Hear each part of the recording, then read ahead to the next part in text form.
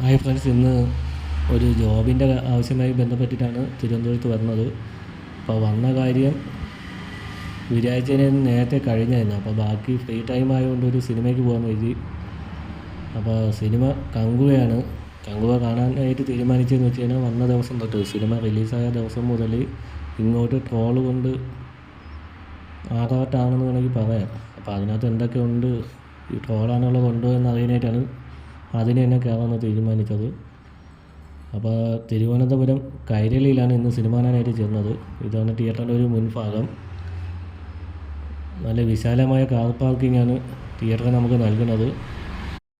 ഇവിടെ ആകെ ടോട്ടൽ വരുന്നത് 3 സ്ക്രീനാണ്, കൈരളി, നീള, ശ്രീ.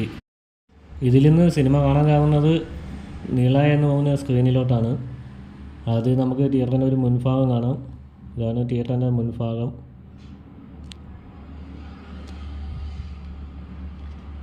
അത് ഈ വിശാലമായ കാർ പാർക്കിങ്ങും 2 വീലറിനുള്ള പാർക്കിങ്ങും നമുക്ക് തിയേറ്റർ പ്രൊവൈഡ് ചെയ്തിട്ടുണ്ട്. ഇനി നമുക്ക് തിയേറ്ററിനകത്തോട്ട് കയറാം.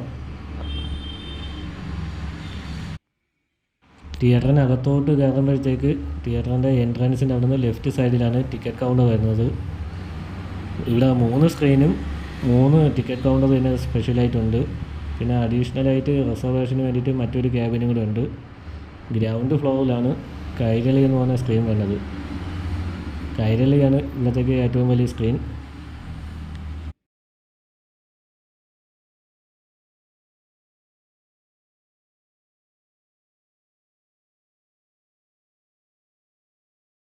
ഇവിടെ മുകളിലോട്ട് പോകാനായിട്ട് സ്റ്റെയറും ലിഫ്റ്റും അഡീഷണൽ ഒരു കണക്ക് റൗണ്ട് ക്യാബിനും ഉണ്ട്.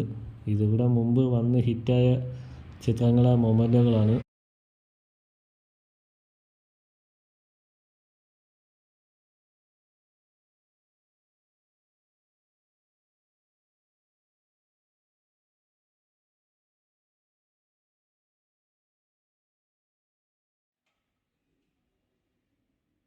തൽക്കാലം സ്റ്റെയറും ലിഫ്റ്റും ഒഴിവാക്കി ഇതുവഴി നടന്നു പോകാം. ഇതുവഴി പോകാൻ നല്ല രസമുണ്ട്, ഇങ്ങനെ റൗണ്ട് ചെയ്തിട്ട്. അപ്പോൾ ഇതിൻ്റെ പേരറിയാവുന്നവരൊന്ന് കമൻറ്റ് ചെയ്യുക.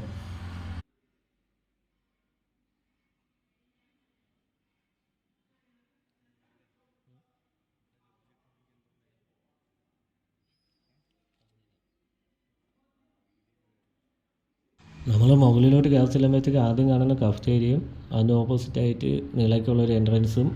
പക്ഷേ ഇതുവഴിയല്ല തൽക്കാലം കയറ്റുന്നത്, വേറൊരു എൻട്രൻസും കൂടെ ഉണ്ട് അങ്ങേറ്റത്തായിട്ട്. അപ്പോൾ നമുക്ക് ഷോർട്ട് ടൈം വരുന്നത് 11 മണിക്കാണ്. ഇവിടെ 3 സ്ക്രീനുമായിട്ട് 2 കഫ്റ്റേരിയാണ് ഉള്ളത്. അതിൽ ഒരെണ്ണം ഐസ്ക്രീമിന് മാത്രമായിട്ടുള്ള കഫ്റ്റേരിയാണ്.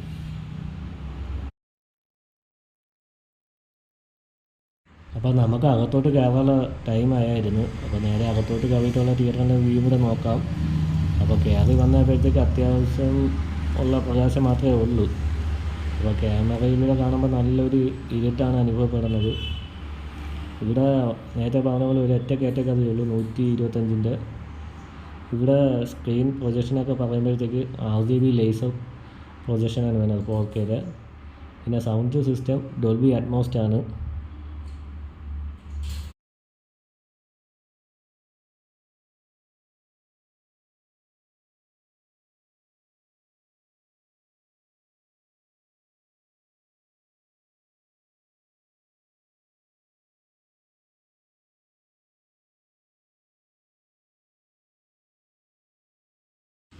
ഈ തിയേറ്ററിൽ പിന്നെ മറ്റൊരു പ്രത്യേകത എന്ന് വെച്ച് കഴിഞ്ഞാൽ മൺമറഞ്ഞു പോയ അതുല്യ കലാകാരന്മാരെ ഫോട്ടോയും ഡീറ്റെയിലും വെച്ചിട്ടുണ്ട്.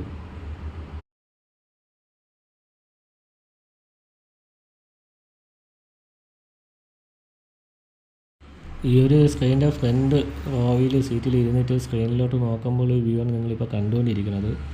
ഇവിടെ ഇരുന്ന് നോക്കുമ്പോൾ അത്യാവശ്യം ഒരു ബുദ്ധിമുട്ടും ഇല്ലാതെ തന്നെ നല്ല രീതിക്ക് സിനിമ കണ്ട് ആസ്വദിക്കാൻ പറ്റും. പിന്നെ ഈ ഒരു സ്ക്രീൻ വെച്ചേക്കുന്നത് ഒരു സ്റ്റേജ് കണക്ക് സെറ്റ് ചെയ്തിട്ടാണ് അകത്താണ്. ഇത് തിയേറ്ററിൻ്റെ മൊത്തത്തിലുള്ളൊരു വ്യൂ നോക്കാം. പക്ഷേ നേരത്തെ പറഞ്ഞ പോലെ ഒരു പ്രകാശക്കുറവുള്ളത് കൊണ്ട് നിങ്ങൾക്ക് കാണാനായിട്ടൊരു ബുദ്ധിമുട്ടുണ്ടാവും. ഇന്ത്യയിലെ വർക്കൊക്കെ നല്ല ലക്ഷറി ടൈപ്പിലാണ് സെറ്റ് ചെയ്തേക്കുന്നത്.